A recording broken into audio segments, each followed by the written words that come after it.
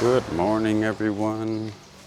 It is 6 a.m. right now, and I just wanted to try something new with you guys. I'm gonna take you guys on a ride and show you the village and where the canal is so that you guys can see how far it is from my house. So it's just the crack of dawn right now. It's just starting to light up. People are starting to move. I'm gonna hurry up and get out there before the kids wake up. So this is the neighborhood right here. There's a few people out right now. They're getting, they're making way to do whatever they're gonna do. They're gonna go sell something. They bought their vegetables to bring to the market or whatever. So yeah, this is my motorbike. There's a big rice milling factory right here. It's real big, huge. So we're gonna go out to the rice fields. So this is my aunt's house right here next door to me. She lives with nothing. She has nobody. She's single, no kids. But it's okay. She has us next door. So this is the rice milling factory here. This is their house, a villa, huge villa. Yeah, they bring in lots of money every single day. Chickens all over the place, riding or walking around. There's people over here. There's a coffee shop right here.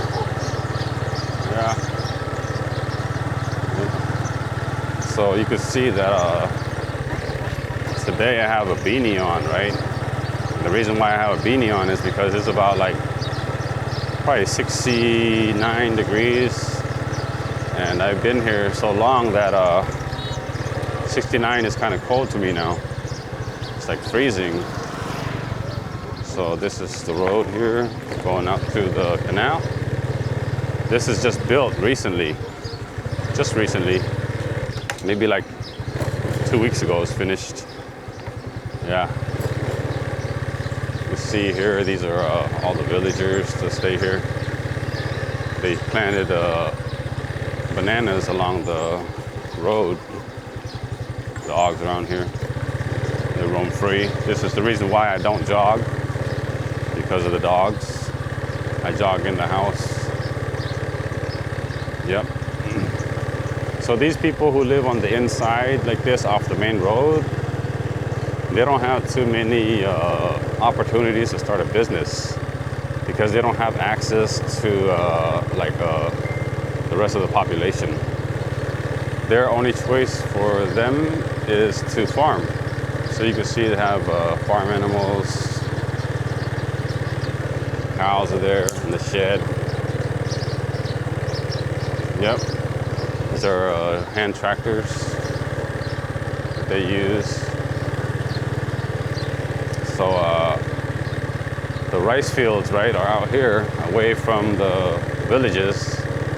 And the reason for that is because they have to spray pesticides and insecticides all the time in order to control the pests. Okay, so this is the area here where the canal is. Canal, this is the canal that comes from down that way is Cambodia. That's the name of it. Cambodia is the water reservoir that was built during the Khmer Rouge era, and it was hand dug. It was dug out with human labor, forced labor, and there were many, many people who died there during those times from starvation, overwork, sickness, malnutrition, just all types of stuff. It's a sad history, right? But the people nowadays, the people of today, are benefiting from that reservoir that was dug out by the previous generation. So this is the reservoir right here. I mean the canal. So it goes far. It's quite a distance. It's about like 2 kilometers from here. Is where the water reservoir is, and this is the flow of it. It flows down. So it goes down that way, and then it breaks There's different gates where it'll go to other provinces too. So it's huge. There's a lot of water that's being used, and it's enough to water a lot of different places. So this is another round of rice growing right here. And yeah, I like to come out here because it's nice and fresh, peaceful, quiet. In the evening time, people like to do laps around the canal. So there's the bridge there. So they'll do like laps together. They'll walk with their dogs and stuff. It's nice. Okay. So today I wanted to talk about culture shock, right? Culture shock of moving to Cambodia, right? The first thing, some of the things that you will experience, especially as a Westerner or coming from a Western country, is that I remember I was at Central Market. Central Market is in Phnom Penh, and in Khmer they call it Psa Thmai. So Psa Thmai is very iconic. It's known, like, it's always on like different videos and different YouTube channels. Central Market is like the center of. It's in the center of Phnom Penh, and people always go there to like shoot videos and stuff. So when I went to Central Market, I remember just walking through. It's crowded. There's a lot of people in Phnom Penh, So there's a lot of people in there. They're walking all over the place. And I remember as I'm walking, people kept touching me. They kept touching me, like touching me in my rib, and I was like, man, don't you guys know how to say excuse me, and stuff like that. It kind of bothered me, because, in America, you're used to having people like keep their distance and respecting your personal space. So they'll do whatever they can to not touch you unless they know you, right? So in Cambodia, if you're in their way, they'll push you like slightly on the side or on the shoulder or something. And usually when somebody taps you on your shoulder, it's because they want your attention, But here, they tap you on your shoulder for you to get out their way, And that kind of bothered me because I didn't expect that. I didn't know that that's the reason they did it. So I used to look at them like, what are you touching me for, But now I understand. But most people who are, well, there's different types of people who will ask for, like, excuse me or something. So the ones who do say, excuse me, they'll say, som mui. Som mui means like, let me get by, that's how you say, excuse me. So that's the right way to do it. Som mui. Som mui means, excuse me, okay? Another culture shock is, you'll notice, like, in certain places, if you go to the bathroom or the restroom, here they call it WC. And WC is for water closet. So in the States, we call it restroom or the bathroom, right? But here they call it WC, water closet. So once you go into the bathroom, some restrooms do not have any toilet paper. Yeah, there's no toilet paper. So when there's no toilet paper, you're like, man, what am I supposed to use? How do I take care of my business? What do I do afterwards, Well, here they have this water hose. There's a spray nozzle on the tip of it, and it's a bum gun. So what you do is, once you're finished doing your business, you use that spray to spray your bum.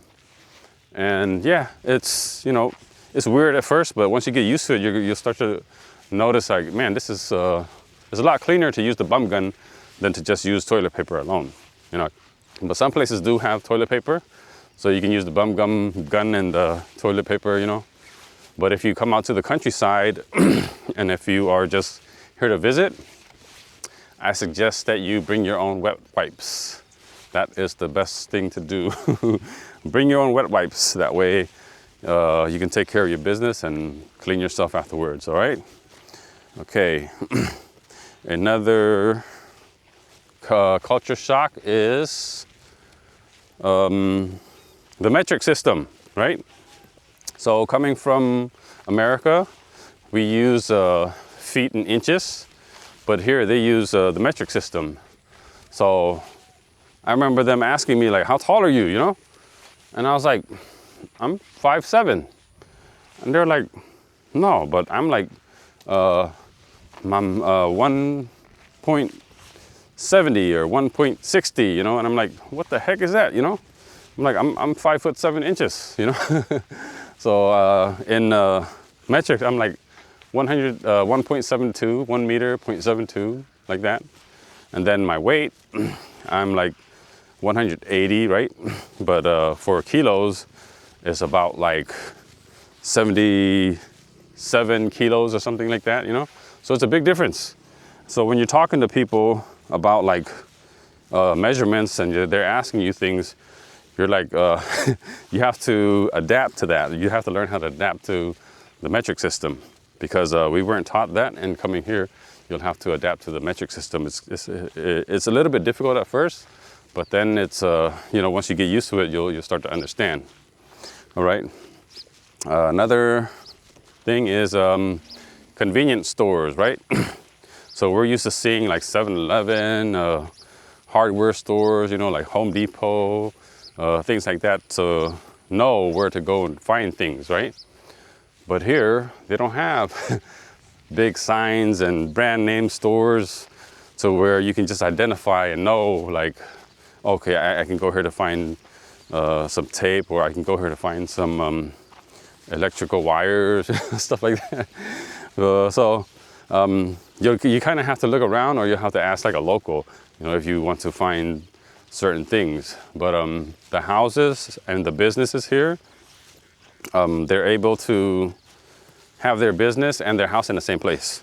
So it's a plus, you know, to live where you run your business. Like at my place, we have the business there, and we have our house there. So we were able to run our business on our own property, which is a good thing. That means we don't have to pay any rent. So yeah.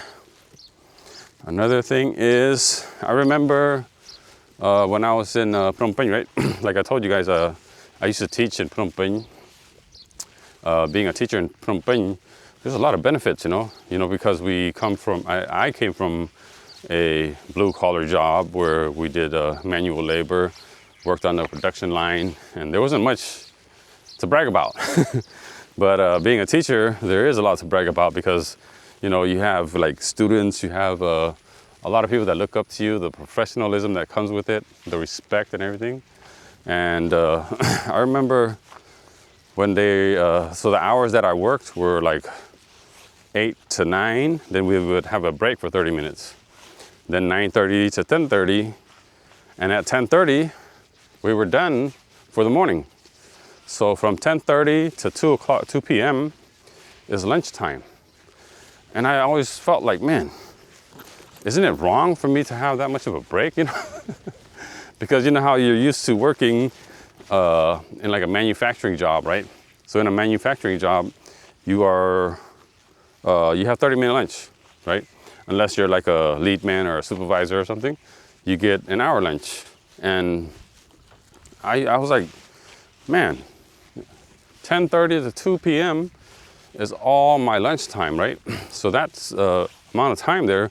I can have lunch, I can take a nap, or sometimes I went to the gym, you know, and I was able to take a shower after I went to the gym. I was like, man, there's so much free time, you know? And it's a big difference. It almost felt wrong for me to have that much free time. Yeah. And not only that, we had like holidays, right? We'd have like different holidays for Khmer New Year's or Chom Ben and stuff like that. And sometimes we'd have like term break at the same time as the holidays.